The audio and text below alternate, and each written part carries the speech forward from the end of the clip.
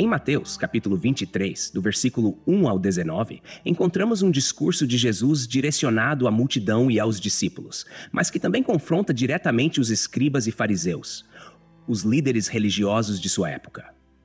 Aqui, Jesus se apresenta como um mestre que fala com autoridade, revelando os problemas que existiam dentro do sistema religioso judaico e desmascarando as atitudes dos líderes, que em vez de guiar o povo para Deus, acabavam criando fardos pesados e dificultando o caminho de quem desejava se achegar ao Senhor.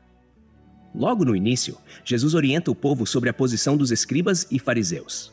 Ele afirma que estes se assentam na cadeira de Moisés, uma expressão que indica a autoridade que eles possuíam como mestres da lei, como intérpretes das Escrituras. Esse assento simbolizava uma posição de liderança e ensino, algo muito respeitado e desejado na cultura judaica. Moisés era visto como o grande legislador, aquele que entregou a lei ao povo de Israel. Portanto, estar nesta posição conferia grande responsabilidade. Jesus, entretanto, não critica a posição em si, mas o mau uso que esses líderes faziam dela. Ele alerta: observem o que eles ensinam, mas não pratiquem as suas obras. Mateus capítulo 23, versículo 3. Isso deixa claro que o problema não era a lei em si, mas a hipocrisia dos que a interpretavam. Ao prosseguir, Jesus denuncia como esses líderes atam fardos pesados e difíceis de carregar e os colocam sobre os ombros dos homens, mas eles mesmos não querem movê-los nem com um dedo. Mateus capítulo 23, versículo 4.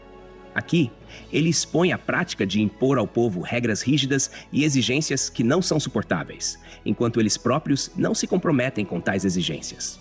Jesus utiliza uma linguagem forte para enfatizar essa discrepância entre o discurso e a prática dos fariseus.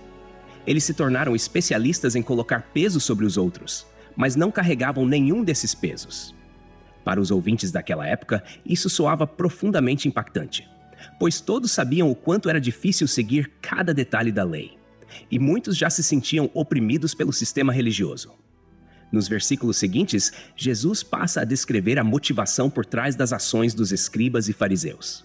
Ele diz que eles fazem todas as suas obras para serem vistos pelos homens. Mateus capítulo 23, versículo 5.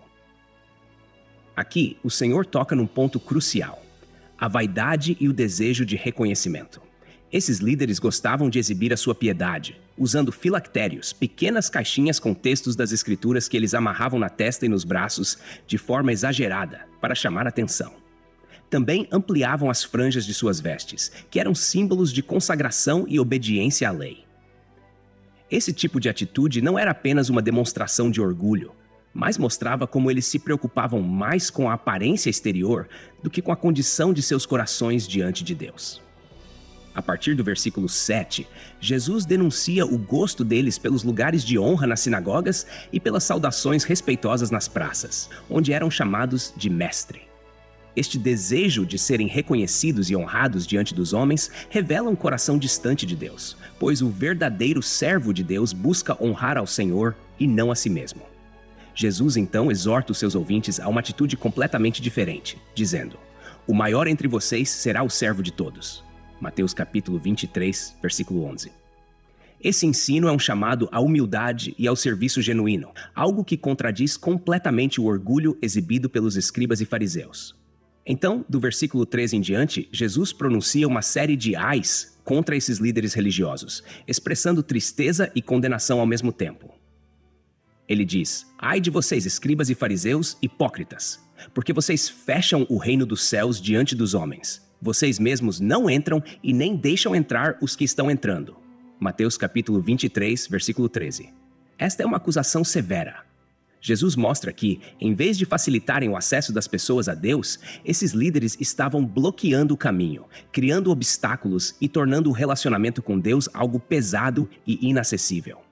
É como se eles estivessem trancando as portas do céu, mantendo as pessoas afastadas da comunhão com o Pai. Nos versículos 15 e 16, Jesus continua com esse tom de denúncia, apontando como os fariseus percorriam terras e mares para fazer um convertido, mas ao encontrá-lo, faziam dele 2 vezes mais filho do inferno do que eles próprios. Essa expressão parece dura, mas reflete a gravidade do que estava acontecendo. Eles levavam pessoas a um tipo de religiosidade que, em vez de transformar vidas e aproximar de Deus, afastava ainda mais. Ao insistirem em detalhes e normas exteriores, negligenciavam o que era essencial: a justiça, a misericórdia e a fé. No versículo 16, Jesus usa uma expressão marcante ao chamá-los de guias cegos. Eles estavam de fato em posição de liderança, mas eram incapazes de enxergar a verdade que pregavam. E no versículo 17, ele aprofunda sua crítica ao chamá-los de insensatos e cegos, revelando o perigo de sua liderança. Seguindo o fluxo do discurso, chegamos aos versículos 17 até o 19 de Mateus, capítulo 23, onde Jesus prossegue expondo a cegueira espiritual e a insensatez dos escribas e fariseus, revelando a superficialidade do sistema que eles construíram. Ele continua a criticar a inversão de valores, expondo como esses líderes davam mais importância aos detalhes externos da religiosidade do que ao verdadeiro significado da fé e da consagração a Deus.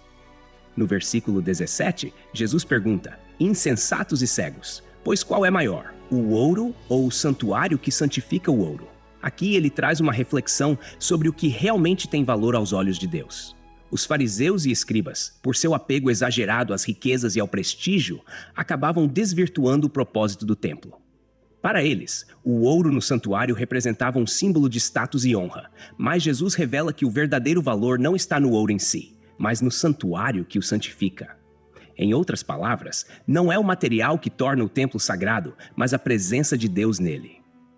Esse questionamento de Jesus leva os ouvintes a refletirem sobre como as coisas sagradas são muitas vezes esvaziadas de seu sentido, tornando-se apenas objetos de ostentação e idolatria. No versículo 18, ele prossegue com uma crítica semelhante. E vocês dizem: se alguém jurar pelo altar, isso nada vale. Mas se alguém jurar pela oferta que está sobre o altar, fica obrigado a cumprir o que jurou. Jesus denuncia aqui uma distorção grave na prática de juramentos. Para os líderes religiosos, o valor da palavra de uma pessoa dependia mais dos objetos externos do que da sinceridade do coração.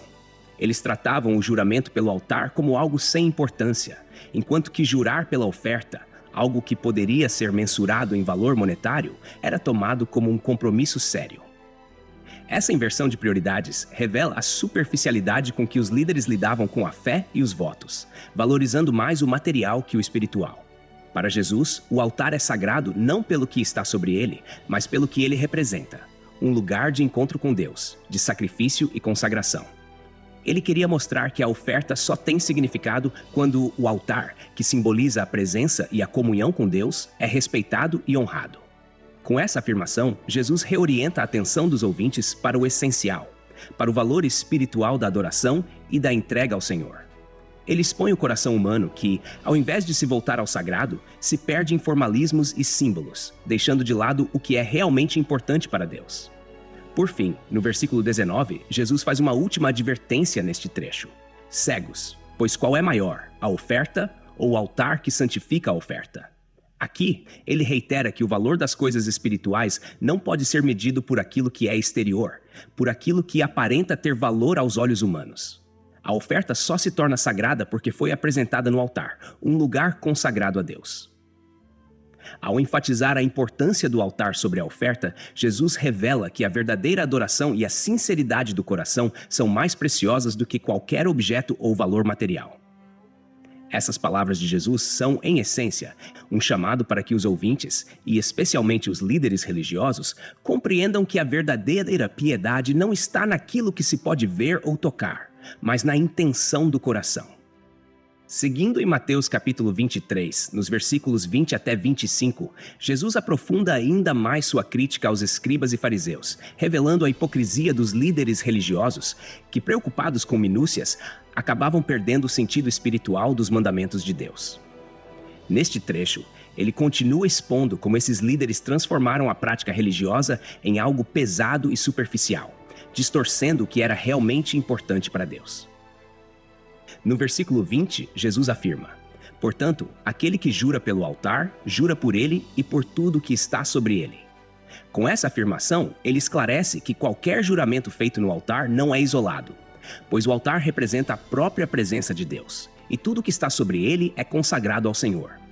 Ou seja, ao jurar pelo altar, a pessoa está comprometendo tudo que é sagrado nele. Essa visão desfaz a divisão que os líderes religiosos criavam entre o altar e a oferta. Para Deus, ambos são inseparáveis no ato de adoração. No versículo 21, Jesus reforça essa linha de pensamento dizendo: "E aquele que jura pelo santuário, jura por ele e por aquele que nele habita."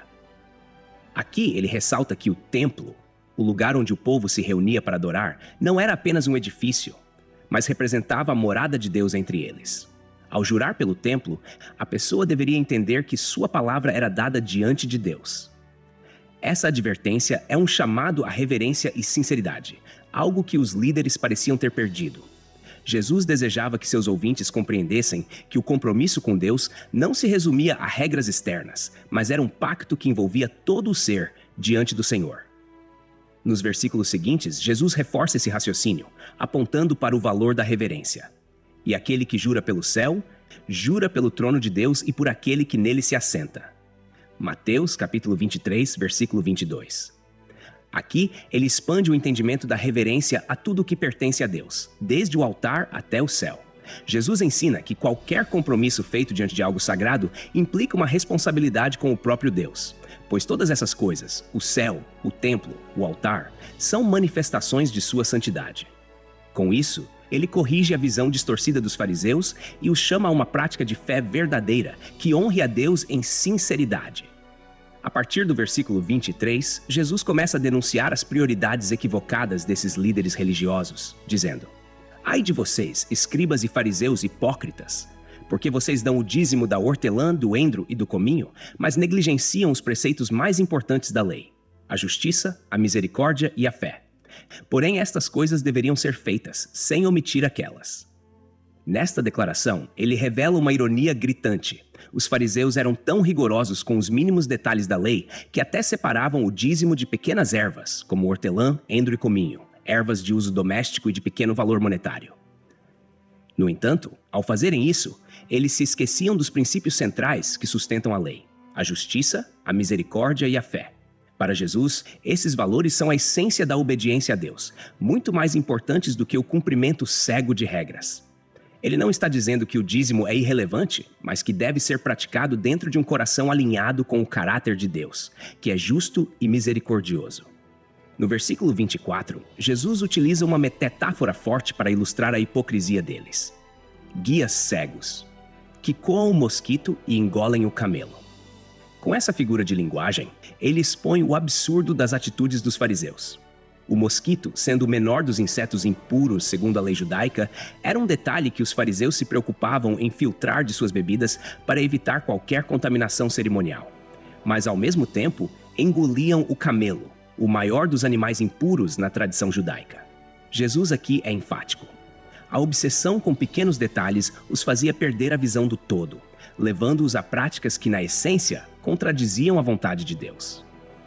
Essa hipérbole deixa claro que o foco exagerado em minúcias acabava por ocultar a falta de amor, de compaixão e de verdadeira devoção. Por fim, no versículo 25, Jesus faz outra denúncia. Ai de vocês, escribas e fariseus, hipócritas, porque vocês limpam o exterior do copo e do prato, mas estes por dentro estão cheios de roubo e intemperança. Esta imagem do copo e do prato limpos por fora, mas sujos por dentro, é uma analogia direta à vida dos fariseus. Eles mantinham uma aparência de piedade e pureza exterior, mas seu interior, seus pensamentos, intenções e sentimentos estava contaminado. No versículo 26 de Mateus capítulo 23, Jesus continua sua crítica incisiva e direta, aprofundando a denúncia contra os fariseus e escribas. Ele diz: "Fariseu cego, limpe primeiro o interior do copo e do prato, para que também o exterior fique limpo." Aqui, ele enfatiza que a verdadeira pureza começa de dentro para fora, desafiando a prática religiosa dos fariseus que se concentrava apenas nas aparências. Ao chamar o fariseu de cego, Jesus denuncia sua incapacidade de enxergar o que realmente importa para Deus. Esse versículo traz uma verdade profunda. O que se manifesta externamente na vida de alguém só será puro e verdadeiro se tiver origem num coração limpo e transformado. O problema dos fariseus não era só a aparência, mas a motivação que os levava a parecer justos, quando na realidade o coração estava longe de Deus. No versículo 27, Jesus aprofunda a metáfora da aparência externa, dizendo: "Ai de vocês, escribas e fariseus, hipócritas, Pois vocês são semelhantes aos sepulcros caiados, que por fora se mostram belos, mas por dentro estão cheios de ossos de mortos e de toda imundície. Esta é uma imagem poderosa e chocante. Na cultura judaica, um sepulcro caiado era visualmente agradável, pintado de branco para evitar que alguém se contaminasse ao tocar nele acidentalmente, já que a lei considerava o contato com sepulturas uma fonte de impureza. Ao comparar os fariseus a esses sepulcros, Jesus está dizendo que, embora externamente parecessem belos e impecáveis, internamente estavam cheios de morte e impureza. A ideia é que sua beleza era apenas superficial, enquanto por dentro carregavam uma espiritualidade morta, vazia e sem vida. É uma crítica feroz contra a hipocrisia religiosa, que se preocupa mais em parecer santa do que em realmente viver em santidade. Jesus prossegue no versículo 28, aplicando a metáfora diretamente ao comportamento deles. Assim também vocês exteriormente parecem justos aos homens, mas por dentro estão cheios de hipocrisia e iniquidade. Neste ponto, Jesus desmascara o coração desses líderes, expondo que sua justiça era apenas uma máscara, uma aparência para ganhar a aprovação dos homens. A hipocrisia e a iniquidade aqui apontam para uma religiosidade que finge ser justa, mas que no fundo é egoísta, gananciosa e distante de Deus. Jesus não está simplesmente fazendo uma crítica moral, mas expondo um problema espiritual grave. A verdadeira justiça vem de um relacionamento genuíno com Deus, e não de atos externos que buscam impressionar as pessoas. No versículo 29, Jesus faz uma acusação ainda mais profunda ao dizer: Ai de vocês, escribas e fariseus, hipócritas, porque vocês edificam os sepulcros dos profetas e adornam os túmulos dos justos. Com isso, ele revela a ironia de suas ações. Os fariseus e escribas tinham o hábito de honrar os profetas do passado, construindo e adornando seus túmulos como um sinal de respeito e admiração. Mas essa atitude, na visão de Jesus, era contraditória e vazia, porque esses mesmos líderes desprezavam e rejeitavam os profetas verdadeiros em seu próprio tempo, incluindo o próprio Jesus, que era a manifestação máxima da profecia de Deus. Havia uma contradição flagrante. Honravam os profetas antigos, mas eram incapazes de reconhecer e acolher a mensagem de Deus presente entre eles. E no versículo 30, Jesus os expõe ainda mais ao afirmar que eles diziam: se tivéssemos vivido nos dias de nossos pais, não teríamos sido cúmplices deles no sangue dos profetas. Esta declaração soa como uma autojustificação, uma tentativa de se isentarem das atitudes de seus antecessores, como se estivessem dizendo: se estivéssemos lá, teríamos agido de forma diferente. Mas Jesus vê além dessas palavras. Ele percebe que o coração deles é o mesmo daqueles que rejeitaram os profetas do passado. Ao afirmar que não teriam sido cúmplices, os fariseus demonstram um falso senso de superioridade moral. Mas, na prática, estavam repetindo os mesmos erros, rejeitando Jesus e a mensagem do reino de Deus. Essas palavras de Jesus revelam uma verdade muito profunda sobre a condição humana. É fácil condenar os erros do passado enquanto se repete os mesmos erros no presente. Nos versículos seguintes, de 31 a 39, Jesus conclui sua denúncia contra os escribas e fariseus, trazendo um desfecho pesado, mas também cheio de lamento. Ele não fala apenas com indignação, mas com tristeza profunda, vendo a cegueira e dureza de coração daqueles que deveriam ser guias espirituais do povo. No versículo 31, Jesus diz: assim, vocês testemunham contra si mesmos que são filhos dos que mataram os profetas. Essa afirmação soa como um golpe direto, pois, ao construírem e adornarem os túmulos dos profetas e afirmarem que não teriam cometido os mesmos erros, eles acabam admitindo que são herdeiros daqueles que rejeitaram e perseguiram os enviados de Deus. Jesus os expõe ao revelar que, no fundo, sua postura não é diferente da de seus antecessores. Ao contrário, eles são, sim, filhos, no sentido de que herdaram o mesmo espírito de resistência à verdade divina. No versículo 32, ele os desafia a completar, pois, a medida dos seus pais. Essa frase é profunda e também trágica. Jesus reconhece que eles vão, de fato, seguir o mesmo caminho daqueles que rejeitaram os profetas, e em breve, rejeitarão e entregarão o próprio Filho de Deus à morte. Essa afirmação é carregada de ironia e julgamento. É como se ele dissesse: vocês já estão no caminho, não param, porque sua rebeldia completará aquilo que seus pais começaram. A medida aqui significa a soma de todos os atos de rejeição ao longo da história, que culminariam na rejeição ao próprio Messias. No versículo 33, Jesus usa uma expressão extremamente forte: Serpentes, raça de víboras, como escapareis da condenação do inferno? Este é um momento de clareza severa. Ao chamá-los de serpentes e raça de víboras, Jesus os compara à serpente do Éden, símbolo da mentira e do engano. Ele revela a essência de seus corações. Eles se tornaram agentes da falsidade, líderes que deveriam guiar o povo à vida, mas que, ao invés disso, os conduzem à perdição. A menção ao inferno é uma advertência final, mostrando que, sem arrependimento, o destino deles será de juízo. Nos versículos 34 e 35, Jesus explica como eles continuariam rejeitando os enviados de Deus.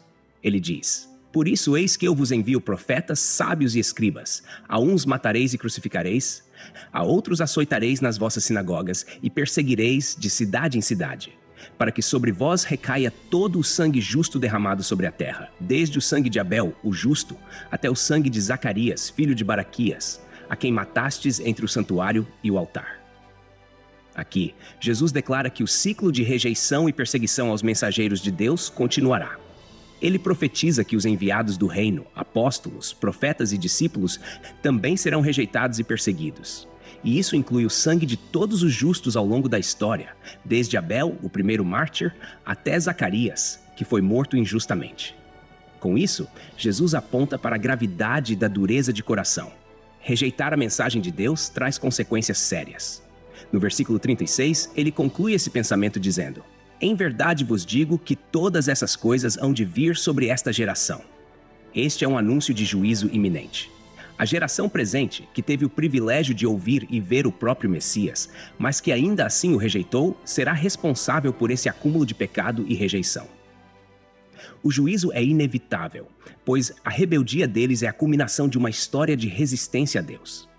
No versículo 37, vemos a transição do tom de julgamento para um lamento profundo.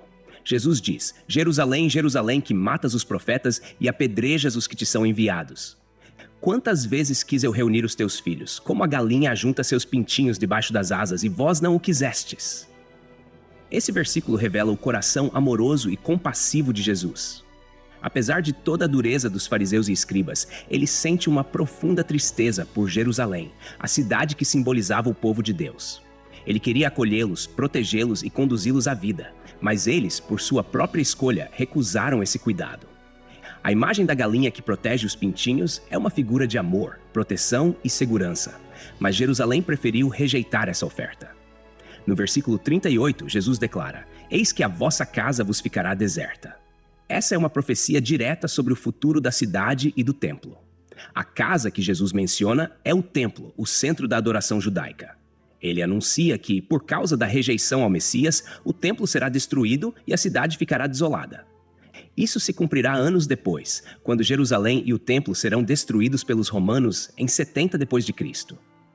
Esta declaração mostra a seriedade da escolha de rejeitar a salvação de Deus. Finalmente, no versículo 39, Jesus conclui com um vislumbre de esperança futura.